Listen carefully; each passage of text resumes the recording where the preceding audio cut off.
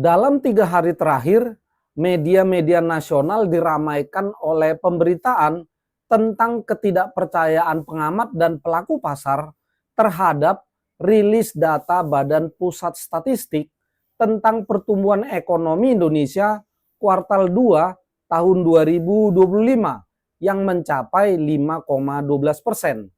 Angka itu jauh melampaui prediksi pasar yang memprediksi PDB di bawah 5%.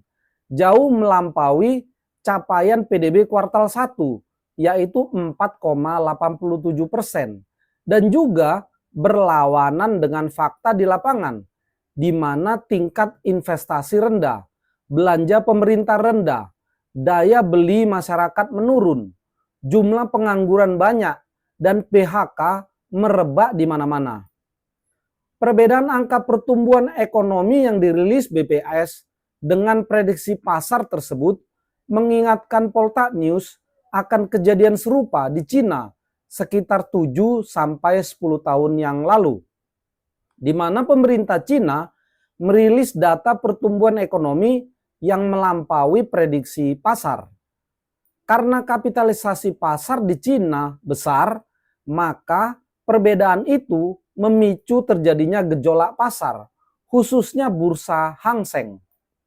Dalam waktu 1 hari saja, kemudian pemerintah Cina mengeluarkan angka pertumbuhan yang baru. Mungkin karena kapitalisasi pasar Indonesia kecil, maka pasar tidak bergejolak menyikapi perbedaan data pertumbuhan ekonomi itu.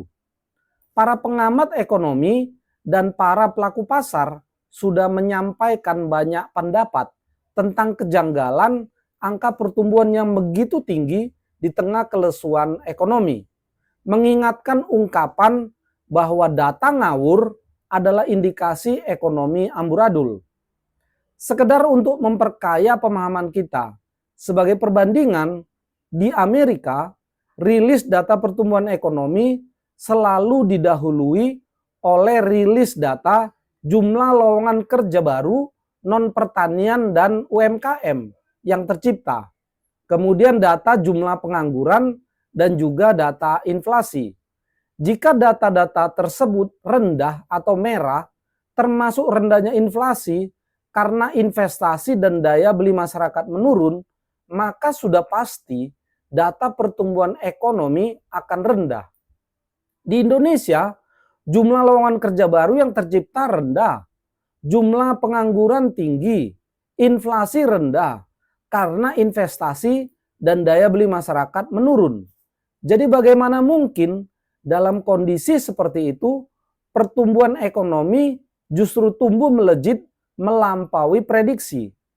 Video ini ingin mengingatkan akan pentingnya rilis data ekonomi yang akurat, yang memenuhi standar internasional dan bersifat independen, bebas dari kepentingan politik.